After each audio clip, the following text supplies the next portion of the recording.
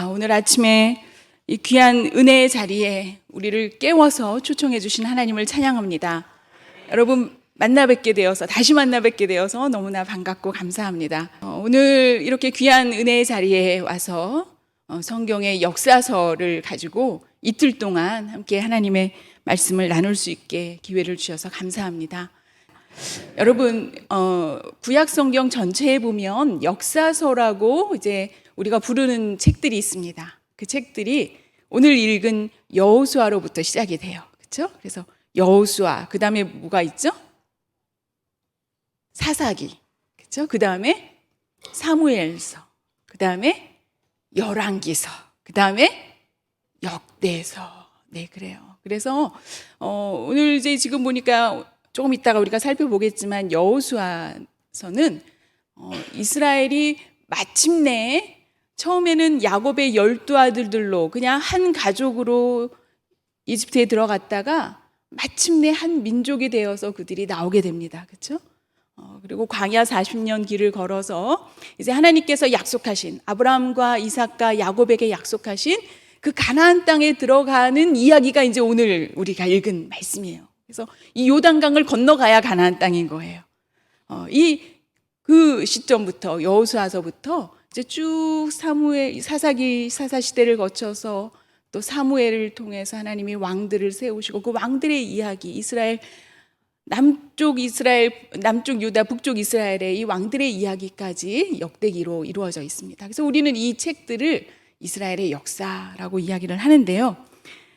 특별히 이제 여러분들이 이 책들을 읽다 보면 사무엘서나 열왕기서나 역대기는 이렇게 좀 겹쳐지는 부분들이 있어요. 그렇죠? 같은 다윗의 이야기를 해도 조금 관점이 다릅니다. 특별히 열왕기서하고 역대기서를 비교해 보면 다 왕들을 중심으로 이야기를 하는데 열왕기서는 과거에 이스라엘의 역사는 이러했다라고 고발하는 투로 이야기를 한다면 역대기는 이스라엘의 역사는 이렇게 했어야 됐다라고 어떻게 보면은 좀 반성하는 투로 그렇게 이야기를 합니다. 그래서 사실은 이 역대기서를 잘 살펴보면 우리가 알고 있는 사무엘서에서 들은 이야기, 열왕기서에서 들은 이야기들을 또다시 이야기를 하고 있어요. 그런데 이때는 조금 의도적으로 재구성을 해서 이 이야기가 과거에 그냥 끝난 이야기가 아니라 오늘 우리에게 이 이야기를 통해서 하나님이 하시는 말씀은 무엇인가? 그리고 이 말씀을 붙들고 우리가 앞으로 어떻게 살아가야 될 것인가? 라고 이야기하고 있는 것이 역대기서 이야기예요. 그래서 이제 오늘부터 여러분, 오늘하고 내일 이틀 동안 이제 숙제를 드릴 거예요. 그래서 내일 오늘 이따 말씀 끝날 때 중간 시험을 볼 거고요. 내일 이제 기말 시험을 볼 겁니다. 그래서 기말 시험에서 잘하시는 분은 상이 있어요. 그러니까 내일 기대하시기 바랍니다. 숙제를 미리 내드리는데요. 역대기서하고 열왕기서를 잘 비교해 보세요. 오늘 집에 가서. 그러면서 어떤 차이점이 있는지 한번 내일 나와서 발표를 멋지게 하시는 분은 어마어마한 상을 여러분 기대하시기 바랍니다. 그런데요, 사실 이렇게 우리가 구약성경에 이런 책들이 역사서다라 얘기하는 것은 원래 책들을 쓰고 편집한 유대인들, 그래서 그 유대인들은 우리가 구약성경이라고 부르는 그 성경을 유대인들은 타낙이라고 불러요. 타낙이라고 부르는 그 유대인들의 그 구약성경을 이해하는 방법, 그 구약성경을 어떻게 그룹으로 지어서 부르고 있는지를 보면 이해할 수 있는데요. 우리는 구약성경 하면 창세기로부터 저 말라기까지 쭉 열거를 하지만 이스라엘 사람들은 이 구약성경을 특별히 세 그룹으로 나눠요. 그래서 첫 번째 그룹은 모세오경이라 그래서 우리가 창세기, 출애굽기, 레위기, 민수기, 신명기 이 5권의 구약성경의 처음에 5권의 책을 그들은 토라라고 부릅니다. 토라. 이 토라라고 하는 말은 율법이라고 하는 말도 있지만 다른 표현으로는 하나님의 가르침, 하나님의 하시는 말씀, 우리가 따라야 될 하나님의 명령을 이야기도 합니다. 그래서 이 토라라고 불러요. 그리고 두 번째 그룹을 구약성경에서 그들은 어떻게 묶어놨냐면 따라해 보세요. 네비임. 네, 네비임은 나비의 복수형이에요. 나비는 히브리어로 뭐냐면 선지자란 뜻이에요. 선지자. 혹은 예언자라고 하는 뜻이죠. 그래서 우리가 잘 알고 있는 뭐 사무엘서부터 시작해서 그렇죠? 우리가 잘 알고 있는 선지자들을 그 책들을 모아놓은 것을 네비임이라고. 나머지 책들 모세오경도 아니고 예언서도 아니고 나머지 책들 예를 들어서 룻기라든가 에스더서라든가 시편이라든가 그렇죠? 잠언, 욥기 뭐 이런 책들을 마지막으로 성문서라 그래요. 그래서 그거를 크투빔이라 그래요. 쓰여져 있다. 그래서 크투빔. 그래서 이 토라, 네비임, 크투빔의 첫 글자를 따서 첫 글자를 가지고 이름을 붙인 게 타낙이에요. 타낙.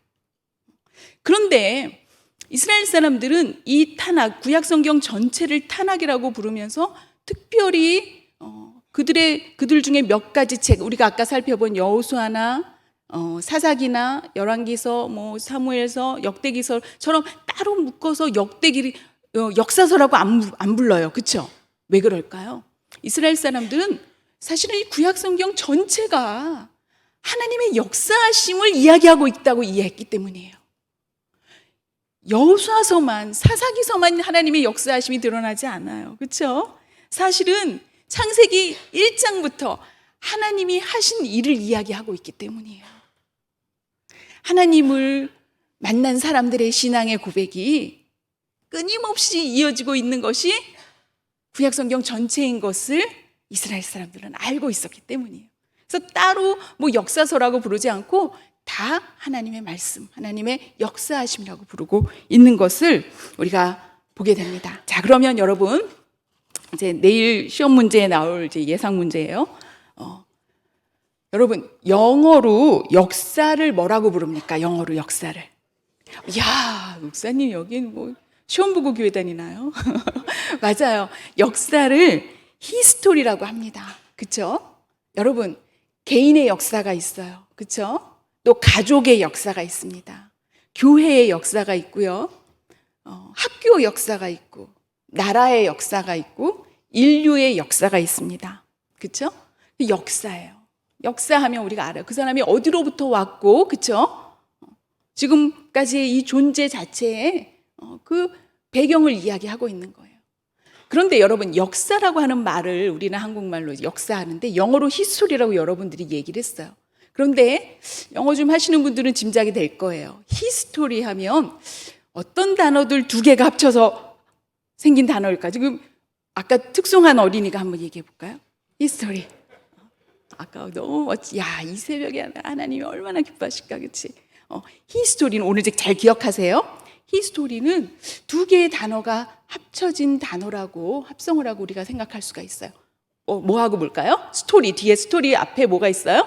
His story. 그의 이야기.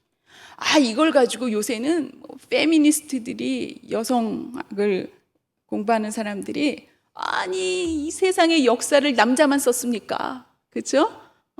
여자도 썼어요. 여자도 공헌했어요. 그래서 허스토리라고 바꾸자. 사실은 우리 인류 역사, 인류 문화, 문명을 이렇게 돌아보면은 동서고금을 막론하고 최근까지도 사실은 남성 중심적인 그런 언어들로 그렇죠? 가치관으로 이 세상을 뭐 규정하거나 기록하거나 그런 것들을 우리가 부인할 수가 없습니다.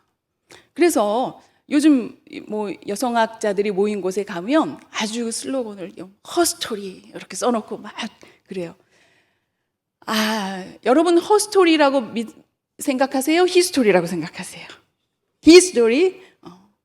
저는요 그들만의 역사도 아니고요 그녀들만의 역사도 아니고 그들과 그녀들을 부르셔서 사용하신 하나님의 역사하심 대문자 히스토리라고 생각을 합니다. 여러분 성경은 하나님이 창조하신 이 세상에 하늘과 땅과 그 안에 있는 모든 만물을 지으시고 특별히 하나님의 형상대로 지으신 그 인간들의 삶에 하나님께서 찾아오신 이야기, 하나님이 간섭하시고 개입하시고 주관하시고 역사하신 이야기가 바로 성경이 말하는 역사인 것을 여러분 믿으시기 바랍니다. 성경에 보면 하나님께서는 그 하나님의 이야기, His story, 그분의 이야기를 쓰시는데 하나님이 사용하신 사람들이 있어요. 많은 사람들이 있는데 많은 사람들이 하나님이 일하시는데 어떻게 반응하나 하면 그냥 리액션을 한 사람들이 있어요. 여러분, 이 그냥 반응은요, 외부의 자극이나 환경에 대해서 그냥 이렇게 무조건적인 반사처럼 반응하는 단계가 있어요. 예를 들어서 누가 쿡 찌르면 아파, 그렇죠? 아이 아파, 배고파, 추워, 화가 나. 그래서 이 환경에 대해서 그냥 이렇게 자극에 대해서 반응하는 단계가 있는가 하면, 어떤 사람은 똑같은 자극에 대해서 응답하는 사람이 있어요. 여러분, 응답은 무슨 뜻이냐면은 리스판드 한다는 뜻이에요. 그렇죠? 응답은 해도 되고 안 해도 돼요.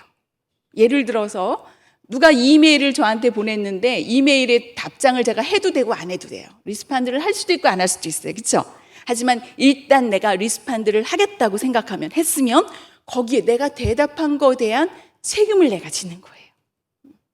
여러분, 하나님의 부르심에 대해서, 하나님이 하시고 있는 일들에 대해서 그냥 눈으로 보고 그냥 느끼고, 때로는 좋고 때로는 슬프고 때로는 엎어지고 뒤집어지고 하는 단계에 있는 사람이 있는가 하면, 하나님이 하시는 일들에 대해서 늘 기대하고, 비가 와도 왜 비가 올까? 하나님이 비가 오게 하시는 이유가 뭘까? 나에게 어려움이 찾아올 때 하나님께서 나를 지금 이 시간에 나에게 광야에 걸어가게 하시는 이유가 뭘까? 혹시 불기둥이? 혹시 구름기둥이? 하고 하나님께서 하실 일들을 기대하고, 하나님 그렇다면 하나님 저에게 말씀해 주세요. 제가 응답하겠습니다. 하는 것이 바로 응답하는 자의 삶이라고 하는 것입니다. 구약 성경은 이렇게 하나님께서 하시는 일들에 대해서 많은 사람들이 어떻게 반응했는지를 계속해서 우리가 찾아볼 수가 있어요. 그런데 여러분, 오늘 우리가 역사를 이야기를 하지만요, 이 역사를 이야기한다고 해서 구약만 볼 게 아니에요. 사실은 구약 성경과 신약 성경 전체를 우리는 한눈으로 보면서 하나님이 어떻게 역사하셨는지를 우리가 봐야 돼요. 왜냐하면 하나님의 일하심은 쉼이 없으시거든요. 하나님의 일하심은 아직 끝이 나지 않았거든요. 하나님은 계속해서 일하고 계시거든요. 그래서 우리는 성경을 읽을 때, 내가 지금 신명기를 읽고 있어도, 내가 지금 여호수아를 읽고 있어도 이 말씀이 구약과 신약에 어떻게 연결되고 있는지를 우리는 늘 그것을 기대를 가지고 살펴봐야 돼요.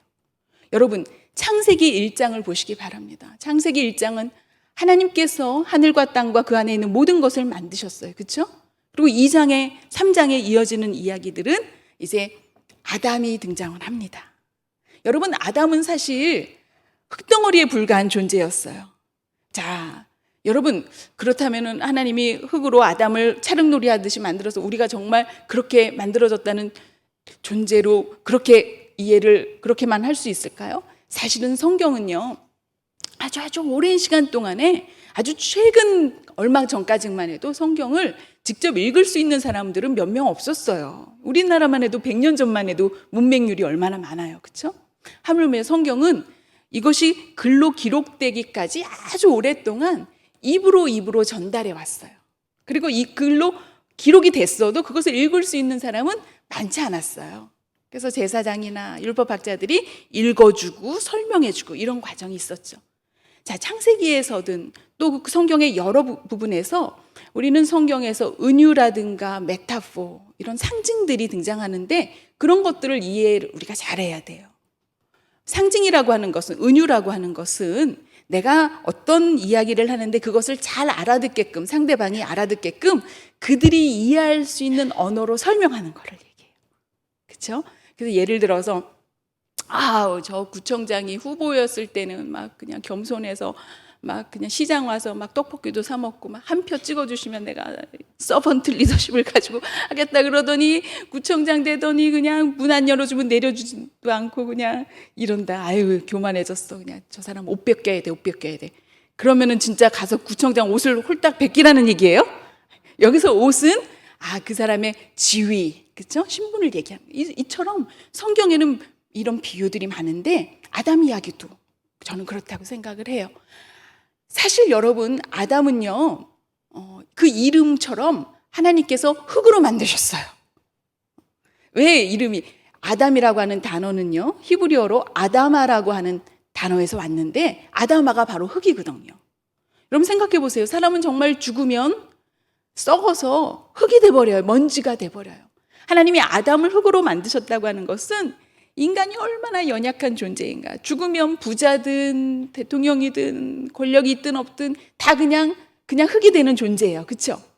그런데 그 흙으로 만드신 그 아무것도 아닌 흙덩어리에 불과한 아담에게 하나님의 영을, 하나님의 숨을, 하나님의 호흡을 불러넣으시니까 마침내 살아있는 존재가 됐다고 하는 거예요. 여러분, 인간은 우리가 육신적인 것을 추구하기 위해서 아무리 수고해도 소용없어요. 결국 죽으면 아무것도 아니거든요.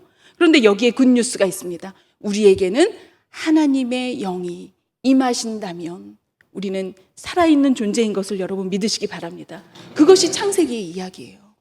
그런데 하나님의 영이 임하셔서 생명이 된 그 아담이 하나님의 말씀에 불순종을 했어요. 그렇죠? 이것도 우리가 할 얘기가 많아요. 나중에 다른 주제인데 많은 사람들이 그러죠. 하나님이 왜 하필이면 에덴 동산에 선악과를 만들어 놓으시고 죄를 짓나 안 짓나 함정을 파놓으신 게 아닌가. 신학생들이 그런 질문들을 많이 해요. 그런데 여러분, 만약에 모든 것을 결정해 놓으셨다고 하면 하나님이 우리를 드론을 조종하시듯이, 그렇죠? 로봇을 조종하듯이 우리를 다 조종해 놓으셨다면 우리가 어떻게 인생이 뭐가 재밌겠어요. 그렇죠? 하나님은 우리에게 선택할 수 있는 의지를 주신 것을 여러분 감사하시기 바랍니다. 우리가 어떻게 응답할 수 있는지 하나님이 우리에게 기회를 주셨어요. 하나님의 말씀을 따를 수 있는 기회도 주셨고요. 아니, 내 뜻대로 살고 싶은 기회도 주셨어요. 그 응답은 우리가 할 수 있어요. 여러분, 하나님이 원하시는 응답을 하시기를, 그런 응답을 하는 여러분과 제가 되기를 주님의 이름으로 간절히 축원합니다. 그런데 아담과 하와가 그러지 못했죠. 그래서 그들이 하나님께서 주신 그 에덴 동산으로부터 쫓겨나게 돼요. 거기 가까이 갈 수가 없고, 여러분, 그런데 창세기를 잘 면밀히 읽어보시면 그 에덴 동산에는 선과 악을 알게 하는 나무도 있었지만 그 한복판에 무슨 나무도 있었어요? 생명나무도 있었어요. 그런데 아담과 하와의 불순종으로 인해서 에덴 동산으로부터 쫓겨나고 그곳에 가까이 갈 수도 없게 되었어요. 그런데 이제 여러분 요한계시록을 읽어보시기 바랍니다. 요한계시록에 보시면, 요한계시록은 하나님께서 아까 말씀드린 것처럼 성경은 하나님을 만난 사람들의 신앙의 고백이에요. 그렇죠? 이루어진 이야기들인데, 여러분, 우리의 신앙은 아직 우리가 경주하고 있는, 달려갈 목표가 있는데, 그것은 우리를 위해서 오셨고 죽으셨고 부활하신 예수님이 다시 오실 거라고 하는 사실이에요. 그 말씀을 이야기하고 있는 것이 요한계시록이고요. 저와 여러분은 이미 요한계시록의 한복판에 살고 있는 것을 아시기 바랍니다. 이미 요한계시록이 시작이 됐어요. 예수님 오실 때가 가까이 됐어요, 여러분. 그런데 이 사도 요한을 통해서 하나님께서 그때를 미리 보여주신 이야기가 요한계시록인데, 요한계시록 2장에 보면 놀라운 장면이 등장해요. 바로 하나님이 하나님의 자녀들에게 생명나무의 열매를 먹게 하신 때가 온다고 하는 거예요. 여러분, 죄로 인해서 에덴 동산으로부터 쫓겨난 아담과 하와, 그리고 그들의 후손인 우리는 사실은 우리 힘으로는 그 생명나무를 먹을 수 있도록 다시 거기 들어갈 수 있는 길이 아무 길도 없었어요. 그렇죠? 그런데 그 생명나무를 다시금 먹을 수 있게 하신 그 기능, 그 역할을 하신 분이 누구냐면 누구예요, 여러분? 예수 그리스도예요.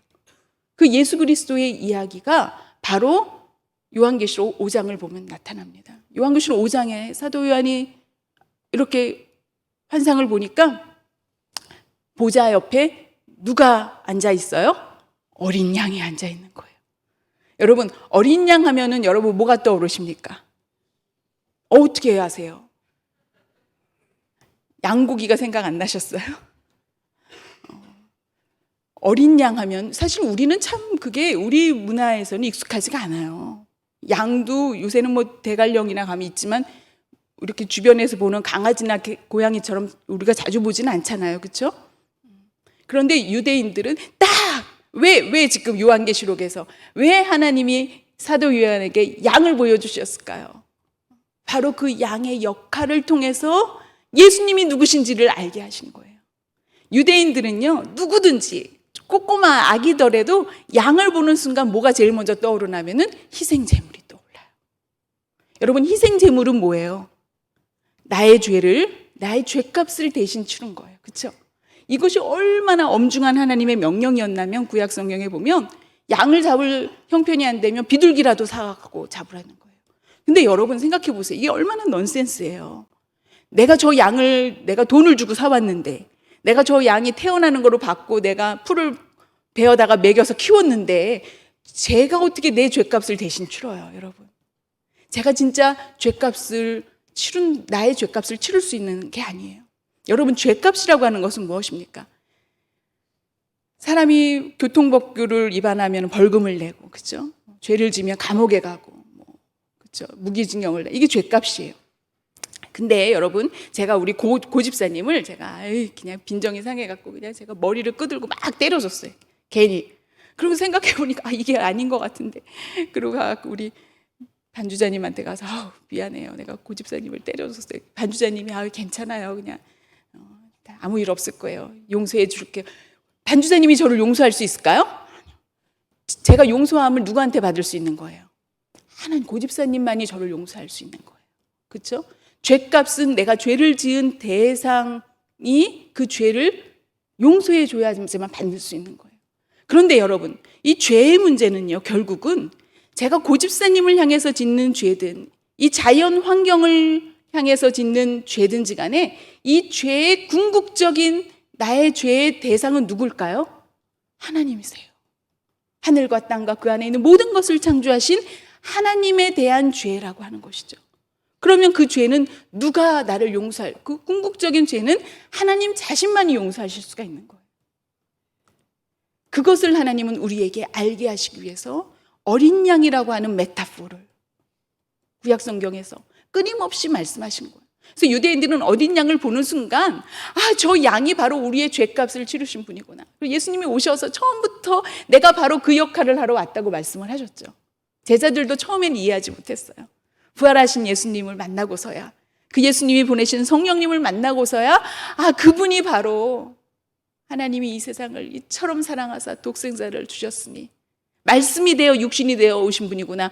요한복음 1장에서 요한 기자가 고백했던 것처럼 바로 그 이야기가 요한계시록의 이야기예요. 이 얘기는 다시 구약 성경은 인간의 죄와 타락으로 인해서 하나님과 이제 멀어져간, 하나님과 가까이 갈 수 없는 죄인된 우리들을 하나님께서 다시금 하나님과 화목하게 하시고자 보내신 예수 그리스도를 통해서, 그분의 십자가의 죽음과 부활하심을 통해서 우리가 주님 앞에 다시 나아갈 수 있게 되었다고 하는, 생명나무를 다시 먹을 수 있게 되었다고 하는 그 이야기, 그 약속이 요한계시록에 이어지고 있는 것을 여러분 기억하시기 바랍니다. 그 이야기를 우리는 알고 있어야 돼요. 그리고 이스라엘은 역사를 어떻게 이해했냐면 바로 그 일을 위해서 하나님이 우리를 부르셨다고 생각을 했어요. 이스라엘 사람들의 역사가는 하나님의 구원의 역사하심에 우리를 하나님이 부르셨다고 생각했어요. 그것은 하나님이 아브라함을 부르시던 창세기 12장 1절에서 3절에 아주 분명히 나타나고 있어요. 하나님이 아브라함을 부르시면서, 사실 여러분, 아브라함은요, 세계 4대 문명 가운데 하나였던 메소포타미아 문명에 살고 있던 사람이었어요. 하늘의 별을 관측하는 천문학이 발달한 곳이었고요. 함무라비 법전이 거기서 생겼고, 세계 최초의 문자가 생긴 곳이 바로 메소포타미아 문명, 티그리스 강, 유프라테스 강이 있는 그 갈대아 땅의 우루에 살고 있던 아브라함. 하지만 그 땅의 사람들이 오늘날의 맨하튼 같은, 오늘날의 실리콘밸리와 같은 곳이었지만 하나님이 누군지 몰랐어요. 하늘의 별들을 섬기고 있었어요. 바로 그때 하나님이 아브라함을 부르셨다고 하는 사실이에요. 여러분, 우리의 지식이, 우리의 경험이, 우리의 과학이, 우리의 기술이, 인간의 모든 것이 하나님을 알 수 있는 도구가 되지 않는 것을 여러분 아시기 바랍니다. 책을 많이 읽어서 성경을 10번 통독해서가 아니에요. 하나님을 만나는 것은 하나님이 우리를 만나 주셔야 되는 것을 여러분 아시고, 그 하나님을 부르시고 그 하나님을 사모하시기 바랍니다. 하나님이 아브라함을 부르시면서 하나님의 프로젝트를 말씀하십니다. 아브라함아, 내가 너로 하여금 한 민족을 이루겠다. 아유, 하나님 넌센스예요. 제 나이가 지금 이미 몇 살이지 아세요? 90이에요, 90. 우리 아내가 이미 여성으로서 아기를 낳을 수 있는 거 없는 거 아시잖아요. 그런데 하나님이, 하늘과 땅을 지으신 하나님이 못하실 수 있을까요? 하나님이 아브라함에게 너 오늘 아들을 낳게 하겠다 해도 이거 말도 안 되는 소리인데 내가 너로 하여금 한 민족을 이루겠다고 하시다니 믿을 수 없는 약속이었지만 하나님이 그 프로젝트를 말씀하세요.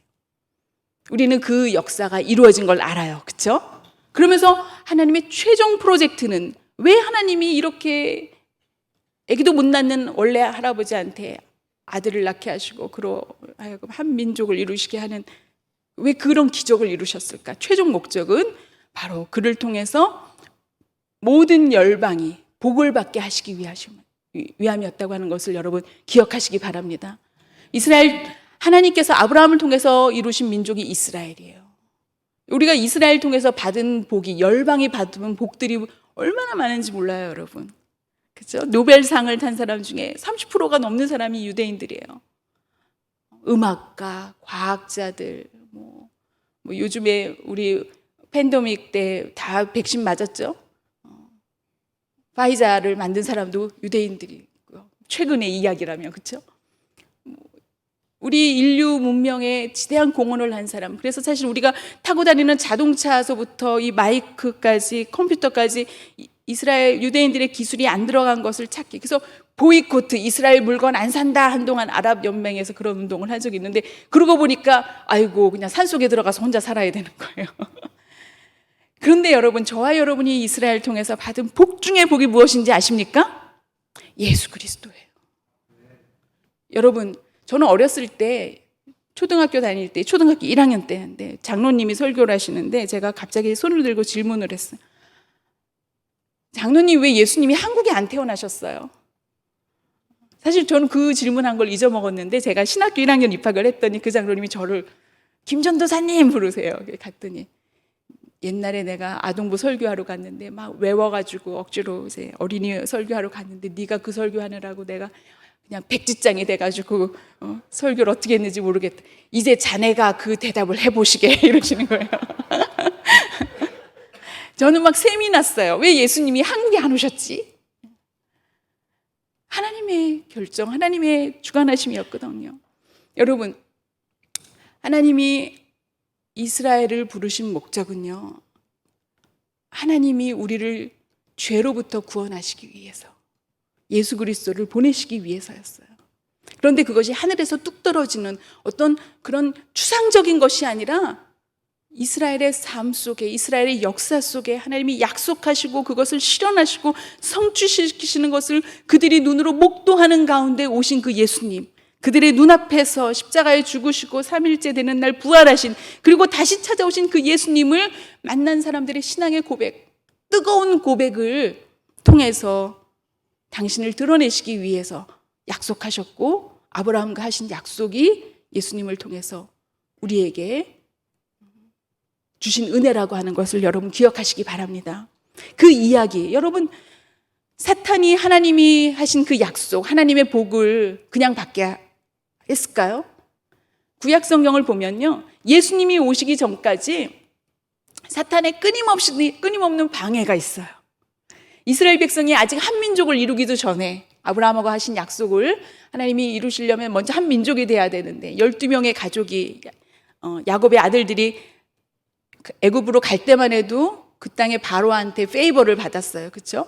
그런데 요셉을 알지 못하는 바로가 이제 나타나니까 와, 이게 뭐 난민으로 들어온 이스라엘 사람들이 숫자가 너무 많은 거야. 그래갖고 이스라엘을 그냥 아들을 낳으면은 다 강물에 빠뜨려라 그러고 죽이라 그러고 막 방해를 해. 우리는 이것이 그냥 바로가 한 이야기라고 생각하는데 사실은 바로를 통해서 하나님의 구원의 역사하심을 방해한 사탄의 계획인 것을 여러분 아시기 바랍니다. 그러나 강물에 아무리 빠뜨려 죽여도, 그렇죠? 하나님의 뜻은 변함이 없었어요. 하나님이 이루셨어요. 한 민족을 이루셨어요.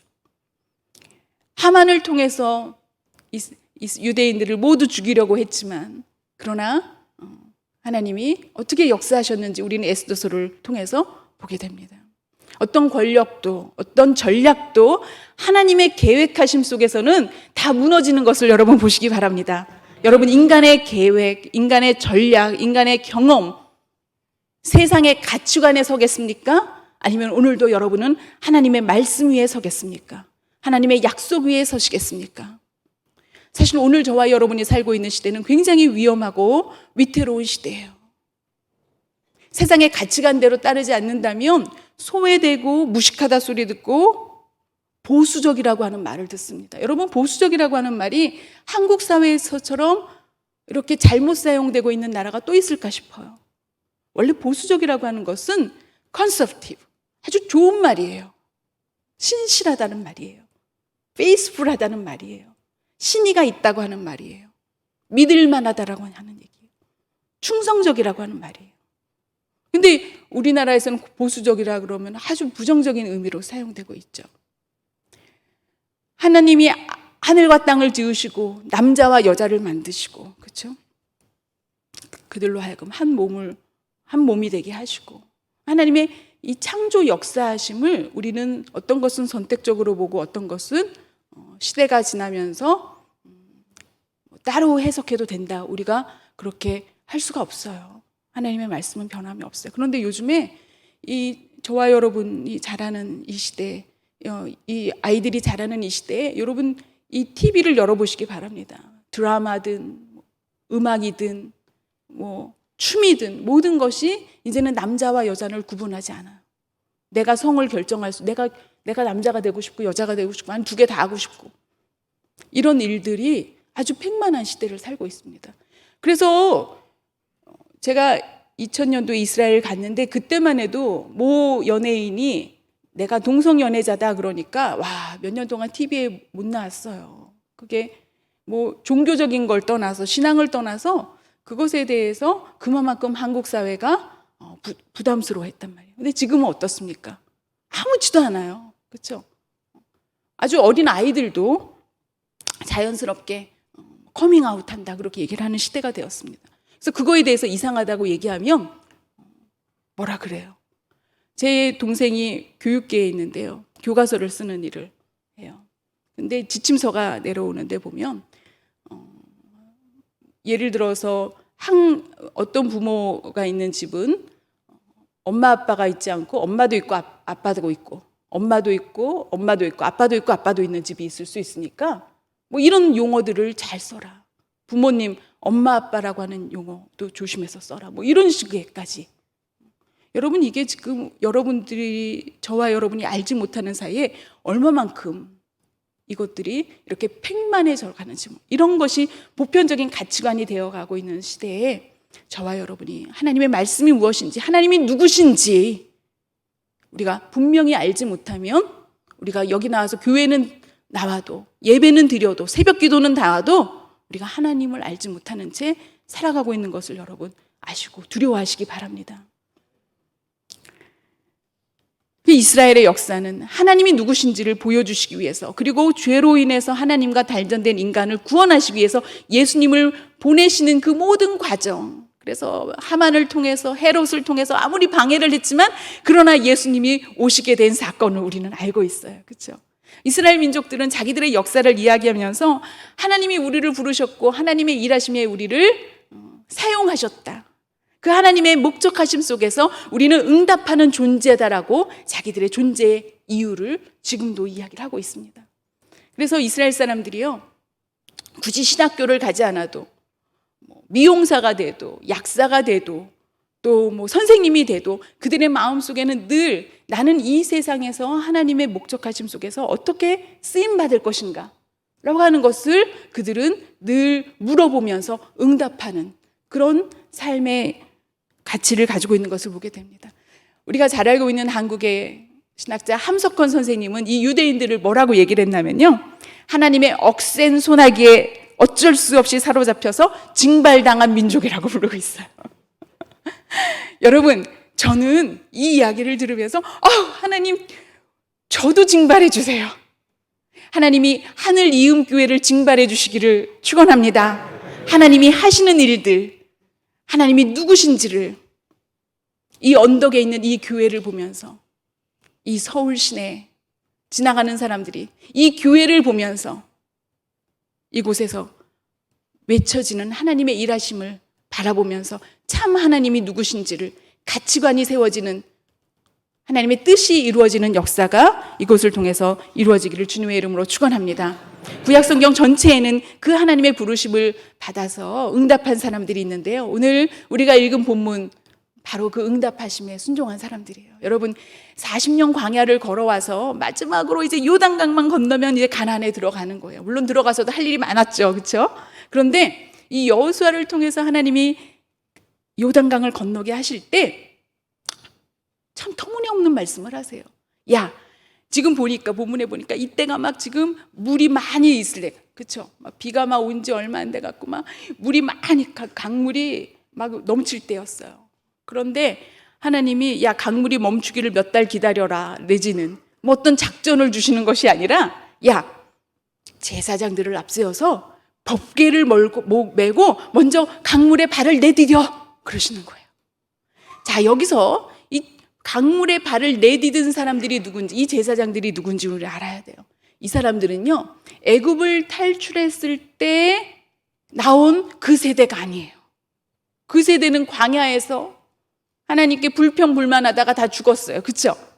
그 애굽을 나온 사람들 중에 이 여리고 강을 건넌 사람은 누구예요?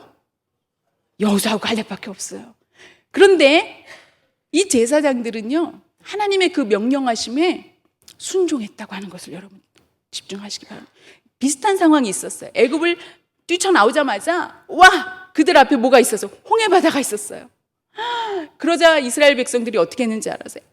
모세를 원망하는 거야. 아니, 우리를 저 광야에서 죽게 하려고 우리를 여기를 끌고 나왔냐고 막 원망하고 절망하고 탄식합니다. 사실 그 사람들이 그럴 일이 아니었어요, 그렇죠? 하나님이 이집트에서 10가지 재앙 속에서 어떻게 그들을 구별하여 지켜셨는지를 눈으로 보고 맛보았는데도 그들이 불평과 불만을 했어요. 그 세대가 1세대였다면 오늘 이 2세대는 사실 홍해를 건넌 경험도 없거든요. 그리고 지금 막 저렇게 강물이 넘치는 저 무서운, 여러분 강물에 떠내려가는 돼지 보셨죠? 떠내려갈 수도 없는데 그걸 또 법궤를 메고 거길 들어가라고 하시니 이거 말도 안 돼요, 그렇죠? 근데 그들이 순종했다고 하는 것을, 그들이 어떻게 리액션 했는지, 어떻게 반응했는지 여러분 보시기 바랍니다.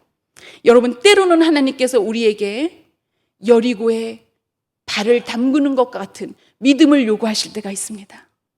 우리의 상식으로는, 우리의 이해로는 납득하지 않는, 그러나 그러한 하나님의 부르심, 그런 하나님의 말씀을 여러분의 심령으로 들으실 때 여러분 결단하시기 바랍니다. 발을 내딛는 자에게 하나님께서 약속하신 기적을 맛보게 하시기 때문이에요.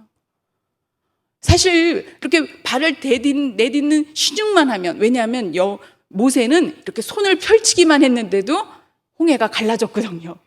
그러니까 사실은 법궤를 메고 발을 내딛는 신용만 해도 이 요단강이 멈출 줄 알았는데 오늘 본문을 읽어보니까 어떻게 했어요? 발목이 잠길 정도로, 아이고, 막 물에 들어갔는데도 아무 기미가 안 보이니까 얼마나 두려웠겠어요. 이러다 빠져 죽을 수도 있는 거예요, 그렇죠? 그런데 그들이 믿음으로, 여러분 기도하다가 응답 안 된다고 실망하지 마시기 바랍니다. 여전히 하나님의 시간표를 여러분 기대하시기 바랍니다. 순식간에, 하나님의 때는 순식간에 문이 열려요. 그들이 믿음으로 서 있을 때 여리고 물이, 흘러오던 물이 멈추기 시작했어요.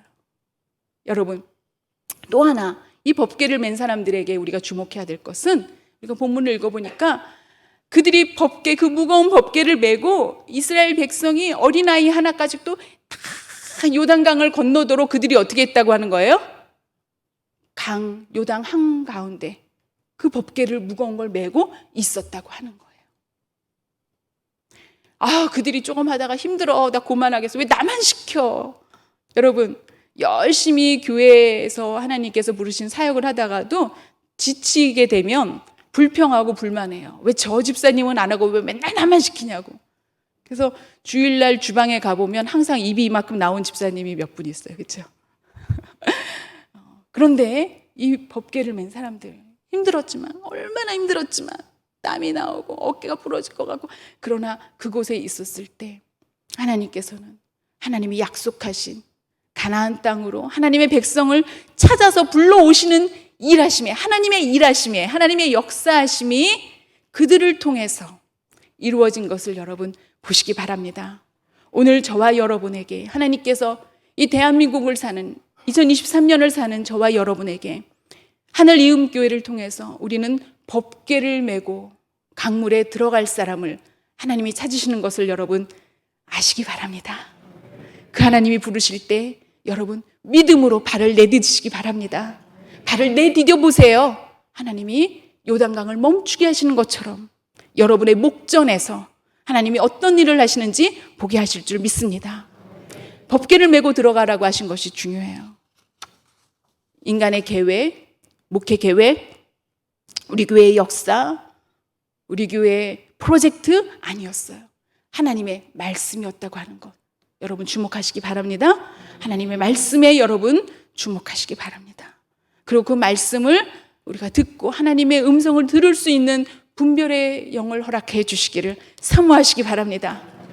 아브라함에게 하신 말씀이, 여호수아를 부르신 말씀이 바로 오늘 저와 여러분에게 하시는 하나님의 말씀으로 역사하실 줄 믿습니다. 그 법궤 안에 있었던 만나를 여러분 기억하시기 바랍니다.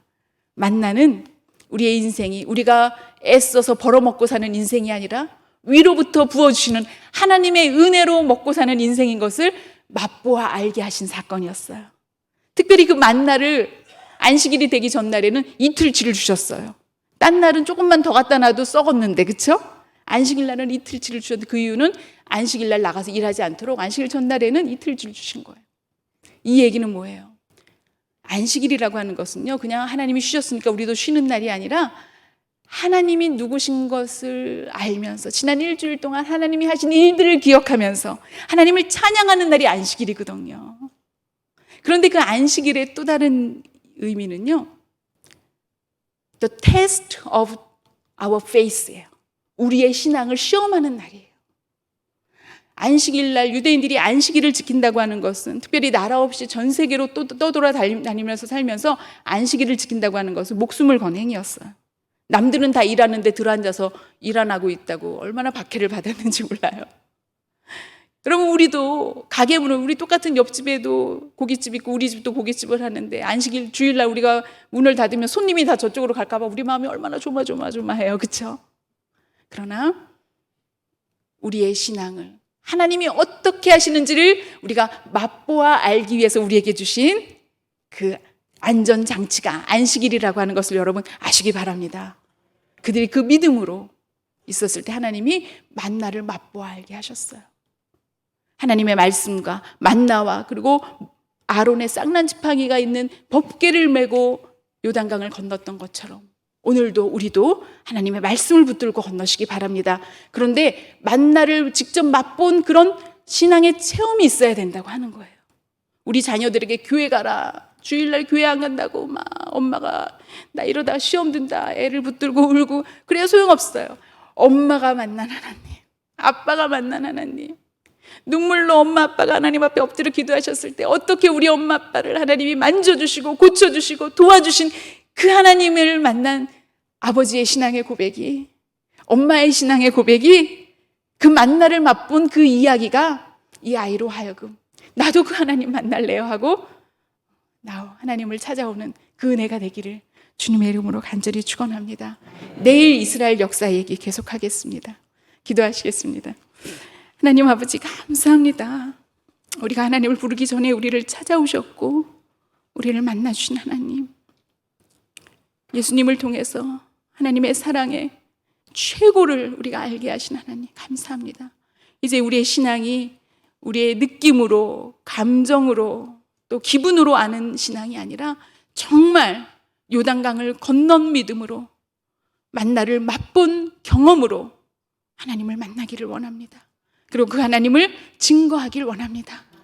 하늘 이음교회가 주님 앞에 있사오니 주님 우리를 사용하여 주시옵소서. 감사드리며 예수님의 이름으로 기도드렸습니다. 아멘.